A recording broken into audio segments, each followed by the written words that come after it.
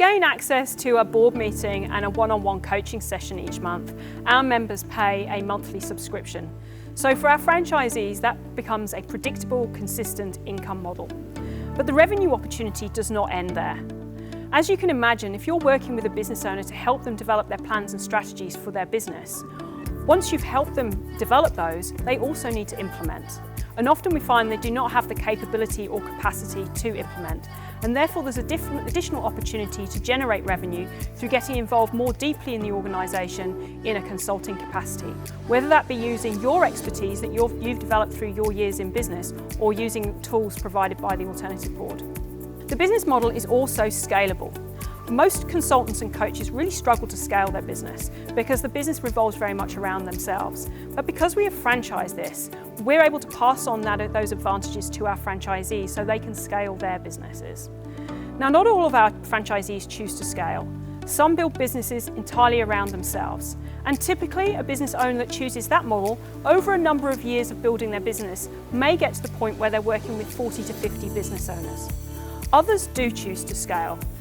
And they may choose to scale for a number of different reasons. Some, it's for a larger financial outcome. For others, it's a lifestyle choice. So for example, in Townsville, our franchisee there, Mary, she had a pre-existing HR consultancy before becoming part of the Alternative Board, suffering all the standard challenges that consultants often do. Lumpy income, struggling to scale effectively because the business revolved too much around her, and ultimately she realised she wouldn't be able to sell that business easily as a result. But she identified that the Alternative Board was really good synergy with that business because it shared a very similar client base, so it could act as a sales funnel for each other. But having the two businesses, it does mean she doesn't have the capacity to be full-time in the Alternative Board. So rather than limit the growth of the Alternative Board, she's continued to scale through others so she can grow beyond her capacity. And another example is John Sweeney, who's our franchisee for the Ryde Parramatta area in Sydney. He was Oryx Australia's first CEO and grew them to the billion-dollar company they are today. But when he retired, he didn't want to fully retire, but at the same time, he didn't want to work long work weeks anymore. So now, at the age of 76, he limits himself to 25 hours a week and continues to grow his business through others while he works with just 3 boards. So regardless of which model you choose, you've got options to achieve your personal vision, and it can change over your journey and time in the Alternative Board to make sure it continues to meet that personal vision.